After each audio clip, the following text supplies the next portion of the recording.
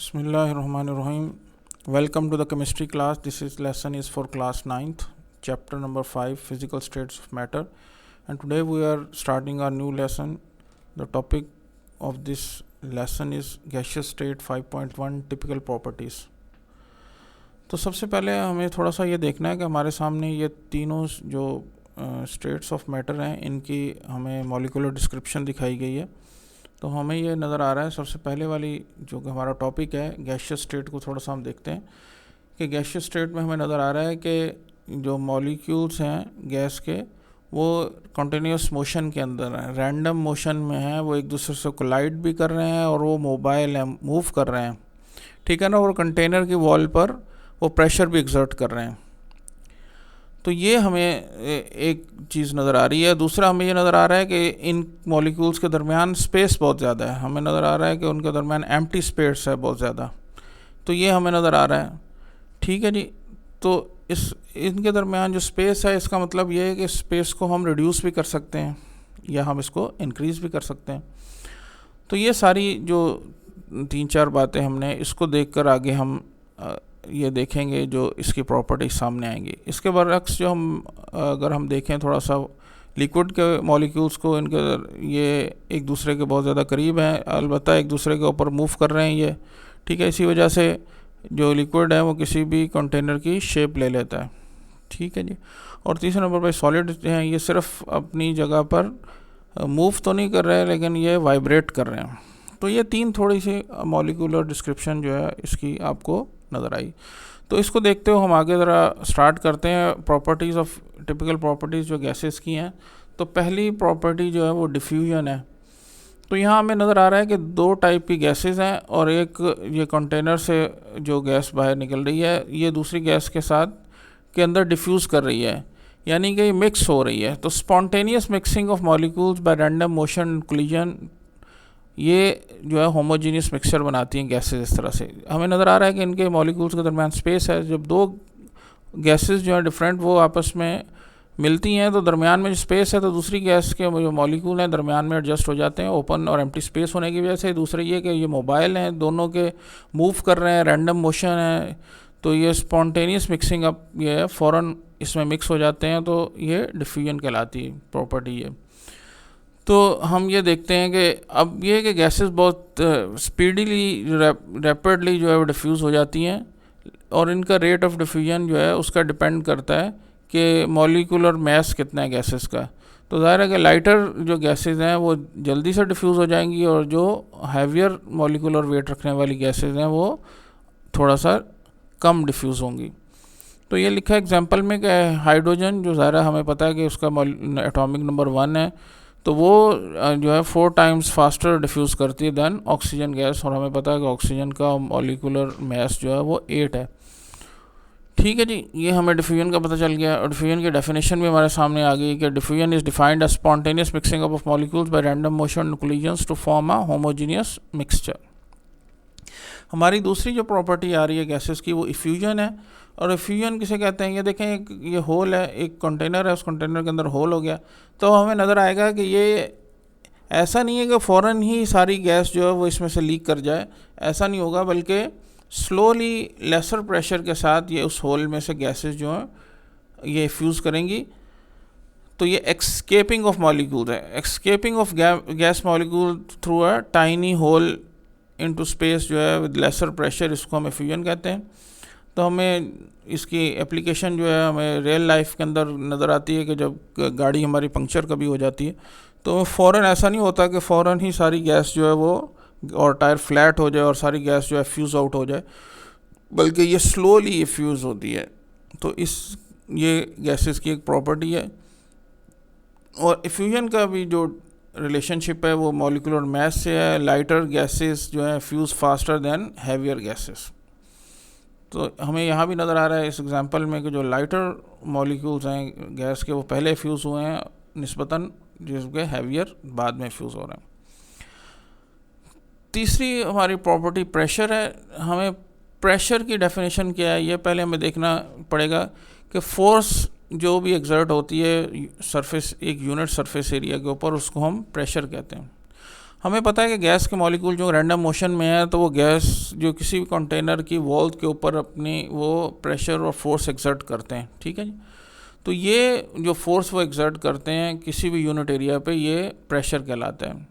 ये generally pressure की हमारी डेफिनेशन है। उसका ऐसा यूनिट हमें नज़र आ रहा है कि फोर्स का जो ऐसा यूनिट है वो न्यूटन है, और एरिया का हमें पता है मीटर स्क्वायर है, और मीटर स्क्वायर हम कह रहे हैं, ठीक है। हैंस प्रेशर हैज़ ऐसा unit of Newton per metre square या न्यूटन मीटर माइनस स्क्वायर। इसी को यानी न्यूटन पर मीटर स्क्वायर को हम पास्कल भी कहते हैं। It is also called pascal. 1 pascal is equal to 1 newton per metre square. तो ये एक यूनिट हमारे सामने आ गया, newton per metre square is equal to 1 pascal. 1 newton per metre square is equal to 1 pascal. अब बैरोमीटर जो है उसको यूज़ किया जाता है एटमॉस्फेरिक प्रेशर के लिए। इसको हम आगे देखते हैं कि एटमॉस्फेरिक प्रेशर क्या होता है। और मैनोमीटर जो है वो यूज़ किया जाता है लेबॉर्ट्री में प्रेशर को गेज करने के लिए, मेजर करने के लिए। अब एटमॉस्फेरिक प्रेशर को हम देखते हैं। देखें, एटमॉस्फेरिक प्रेशर जो है हमारी जो एटमॉस्फेयर है वो गैसेस से बना हुआ है, और हमें पता है कि कौन कौन सी गैसेस हैं इसके अंदर। नाइट्रोजन है, ऑक्सीजन है, इसमें कार्बन डाइऑक्साइड है, और वाटर वेपर्स वगैरह भी होते हैं, और भी कुछ गैसेस हैं, बहुत कम उसकी प्रोपोर्शनलिटी है, लेकिन बहरहाल ये गैसेस मौजूद है हमारे एटमॉस्फेयर में। तो एटमॉस्फेयर में हमें ये भी पता है कि अर्थ हर चीज़ को, जो ग्रेविटी है उसकी वजह से ज़मीन अपनी तरफ क्या करती है, अट्रैक्ट करती है हर चीज़ को। तो अब ये जो अट्रैक्ट करती है, तो यही एटमॉस्फेरिक गैसेस को भी जो है अर्थ अपनी तरफ अट्रैक्ट कर रही है, अपनी तरफ खींचती है, ठीक है। तो अब ये जो फोर्स वो अप्लाई कर रही है सरफेस अर्थ के ऊपर, इसको हम एटमॉस्फेरिक प्रेशर कहते हैं। हमने भी कहा कि बैरोमीटर यूज़ किया जाता है। अब वो प्रेशर को मेजर कैसे किया जाता है, तो टॉरिचेली एक साइंटिस्ट थे, उन्होंने सबसे पहले इस प्रेशर को गेज किया। तो उन्होंने जो एक्सपेरिमेंट किया, हम थोड़ा सा अगले स्लाइड में उसको डिस्कस करेंगे।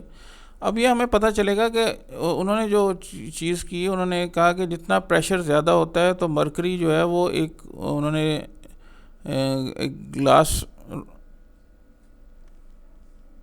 एक एम्प्टी ग्लास ट्यूब को उन्होंने एक मरकरी के टब के अंदर उन्होंने डिप किया। तो उन्होंने देखा कि मरकरी जो है वो रेस कर गया उस ग्लास ट्यूब के अंदर। अब इस एक्सपेरिमेंट को रिपीट करने के बाद उन्होंने ये लगाया, उनको ये एक्सपेरिमेंट हुआ, उसकी मेजरमेंट करने के बाद कि वो 760 मिलीमीटर ऑफ मरकरी जो है वो रेज हुआ है उस ग्लास ट्यूब के अंदर। तो अब इससे ये पता लगा, जैसे ये सीसॉ में हमें नज़र आ रहा है कि जितना ज़्यादा वेट होगा तो दूसरी साइड उतनी ऊपर उठेगी। तो जितना प्रेशर ज़्यादा होगा तो मरकरी उतना ही ज़्यादा ग्लास ट्यूब के अंदर रेस करेगा। तो ये उन्होंने एक्सपेरिमेंट किया जो कि टॉरिचेली ने किया। अब एटमॉस्फेयर जो है उसका यूनिट ATM, वो कि एवरेज जो एयर प्रेशर होता है सी लेवल पे 15 डिग्री सेंटीग्रेड पर, उसको हम 1 एटमॉस्फेयर या ATM कहते हैं। तो इसको हम ज़रा आगे थोड़ा सा इसकी डेफिनेशन को अब देखते हैं कि स्टैंडर्ड एटमॉस्फेरिक प्रेशर क्या होता है। ये टॉरिचेली का एक्सपेरिमेंट है, उसमें आपको नज़र आ रहा है कि ये एक बैथ है। इस बैथ के अंदर उन्होंने मरकरी को लिया हुआ है। मरकरी हमें पता है कि सिल्वर कलर की एक, जो हमारे थर्मोमीटर वगैरह में भी होती है, एक वैसे तो मेटल है, लिक्विड वाहिद मेटल है जो लिक्विड स्टेट में होती है। तो ये उन्होंने इसको डिप किया ग्लास रॉड को। तो ग्लास रॉड के अंदर जो है वो मरकरी जो है वो रेस कर गया। तो वो जितना रेस किया वो 760 मिलीमीटर इन हाइट है। तो इसी को हम एटमॉस्फेरिक प्रेशर कहते हैं। It is defined as the pressure exerted by a mercury column of 760 millimeter height at sea level. It is sufficient pressure to support a column of mercury 760 millimeter in height at sea level. अब यहाँ हमें नज़र आ रहा है कि 1 Tor जो है 1 ATM is equal to 760 millimetre of mercury है। 1 ATM is equal to 760 millimetre of mercury और इज इक्वल टू 760 टॉर। और 1 इसका मतलब होगा 760 millimetre of Hg is equal to 760 torr है। तो इसका मतलब 1 mm of Hg is equal to 1 torr. ये टॉर जो है ज़ाहिर है यहाँ लिखा है कि torr is named after the Italian physicist Torricelli who discovered the principle of barometer. तो इसका न्यूटन मीटर में या पास्कल में इसका है 1325 न्यूटन पर मीटर स्क्वायर या 101,325 पास्कल। दोनों यूनिट इक्वल हैं, तो इसलिए जितने न्यूटन पर मीटर स्क्वायर है उतने ही पास्कल हैं। तो ये स्टैंडर्ड एटमॉस्फेरिक प्रेशर है, और ये कन्वर्जन भी थोड़ी सी हमने देखनी है क्योंकि इसके कन्वर्जन के न्यूमेरिकल्स भी इस चैप्टर में इंक्लूडेड होते हैं। उसके बाद हम टिपिकल प्रॉपर्टीज देखते हैं। कंप्रेसिबिलिटी में अगली हमारी प्रॉपर्टी कंप्रेसिबिलिटी है। हमने अभी देखा था कि गैस के मॉलिक्यूल्स के दरमियान बहुत ज़्यादा एम्प्टी स्पेस होती है। जब एम्प्टी स्पेस होती है तो जब हम उस पर प्रेशर एक्सर्ट करेंगे, जब उनको कंप्रेस करेंगे, तो मॉलिक्यूल्स के दरमियान चूँकि एम्प्टी स्पेस है तो एम्प्टी स्पेस में मॉलिक्यूल एक दूसरे के करीब करीब हो जाएंगे और वो लेस स्पेस को ऑक्यूपाई करेंगे। तो इसलिए इसका मतलब है कि गैसेस को हम कंप्रेस कर सकते हैं क्योंकि उनके मॉलिक्यूल्स के दरमियान एम्प्टी स्पेस मौजूद है, और अगर हम प्रेशर एक्सर्ट करें उसके ऊपर, उनको कंप्रेस करें, तो फिर हम उनको एक दूसरे के करीब ला सकते हैं, यानी वो कम वॉल्यूम ऑक्यूपाई करेंगे। दूसरा मोबिलिटी है। हम ये देख रहे हैं पिक्चर में, आपको नज़र आ रहा है, ये ऊपर वाले पिक्चर में तो कंप्रेसिबिलिटी शो की गई थी कि हम जब प्रेशर एक्सर्ट करेंगे तो गैसेस जो है उनकी वो कम स्पेस लेंगी। मोबिलिटी जो है वो हम देखते हैं गैस मॉलिक्यूल जो हैं ये कॉन्टीन्यूस मोशन के अंदर रहते हैं हमेशा। तो काइनेटिक मॉलिक्यूलर थ्योरी के मुताबिक ये जो इनके दरमियान जो काइनेटिक एनर्जी है, ये इनके दरमियान जो कोलिजन होते हैं वो इलास्टिक होते हैं। इलास्टिक का मतलब ये है कि ये ऐसी इनके दरमियान कोलिजन गैस मॉलिक्यूल के दरमियान नहीं होता जिसके इनकी एनर्जी लूज़ कर दें। होना तो यह चाहिए जब एक, तो इसका मतलब है कि इनके दरमियान कोलिजन जो है इलास्टिक है, कि कोई एनर्जी इनके कोलिजन के नतीजे में लूज़ नहीं होती। वरना तो एक वक्त आना चाहिए कि गैस मॉलिक्यूल जो है इनकी काइनेटिक एनर्जी ज़ीरो हो जाए, लेकिन ये ज़ीरो नहीं होती, ये कॉन्टीन्यूस मोशन में रहते हैं। तो यहाँ हम देखते हैं कि मोबिलिटी गैस मॉलिक्यूल जो है वो हमेशा कॉन्टीन्यूस मोशन में होते हैं क्योंकि इनकी बहुत ज़्यादा हाई काइनेटिक एनर्जी होती है। ये एम्प्टी स्पेस के दरमियान मूव करते रहते हैं, जो भी एम्प्टी स्पेस होती है उसमें ये मूव करते हैं, इनके दरमियान आपस में कोलिजन भी होते हैं, फिर भी ये मूव करते रहते हैं। और इसी वजह से, इस मूवमेंट की वजह से जो भी गैसेज होंगी वो आपस में डिफ्यूज़ हो जाएंगी और होमोजेनियस मिक्सचर डेवलप कर देती हैं। अब डेंसिटी को देखते हैं। डेंसिटी का डेफिनेशन क्या है? डेंसिटी है मैस पर वॉल्यूम। जो भी यूनिट वॉल्यूम है उसमें कोई भी चीज़ कितनी उसका मैस है, ये उसकी डेंसिटी कहलाती है। तो हमें पता है, हमने अभी देखा कि गैस के मॉलिक्यूल के दरमियान एम्प्टी स्पेस होती है, तो इसका मतलब है कि मैस जो है वो उसका कम होता है। जितनी वो स्पेस लेती है उसके हिसाब से उसमें मैस कम होता है। वैसे भी गैस मॉलिक्यूल्स जो है उनका मॉलिक्यूलर मैस भी कम है। हम देखते हैं कि वो पीरियोडिक टेबल में ऊपर वाले आमतौर पर पोर्शन में है जहाँ पर उनका मॉलिक्यूलर मैस कम होता है। तो इस वजह से इनके दरमियान इसका जो हमें डेंसिटी है इसकी कम है। अब हम देखते हैं कि गैस डेंसिटी को हम ग्राम्स पर डेसीमीटर क्यूब में एक्सप्रेस करते हैं, जो कि लिक्विड और सॉलिड की डेंसिटीज़ को हम ग्राम पर सेंटीमीटर क्यूब में। तो इसका मतलब ये है कि गैस के जो डेंसिटी है वो इतनी कम है कि हम उसको एक बड़े यूनिट के अंदर हम नहीं कर सकते, तो हम उसको छोटे यूनिट के अंदर मेजर करते हैं, जबकि लिक्विड और सॉलिड्स की डेंसिटी को हम बड़े यूनिट के अंदर यानी सेंटीमीटर क्यूब के अंदर मेजर करते हैं। तो लिक्विड और सॉलिड जो है वो 1000 टाइम्स डेंसर हैं गैसेस से, इससे पता चल रहा है। और उसकी वजह भी हमें नज़र आ रही है। हमने पहले वाली स्लाइड के अंदर देखा था कि लिक्विड और सॉलिड के जो मॉलिक्यूल हैं एक दूसरे के बहुत करीब करीब हैं, जबकि हमने देखा था कि गैस के मॉलिक्यूल एक दूसरे से दूर हैं। तो उससे पता चल रहा है कि जो एक यूनिट एरिया के अंदर गैस के जो मैस है गैसेस का वो कम होता है। अलबत्ता हम गैस की डेंसिटी को इंक्रीज़ कर सकते हैं कूलिंग से, क्योंकि जब हम कूल करते हैं तो उनका वॉल्यूम जो है वो कम हो जाता है। वॉल्यूम कम होता है तो उसका मतलब है कि अब कम एरिया के अंदर उनका मैस ज़्यादा हो गया, तो मैस पर यूनिट एरिया जो है वो बढ़ गया है, तो इस वजह से उनकी डेंसिटी जो है वो इंक्रीज़ कर गई है।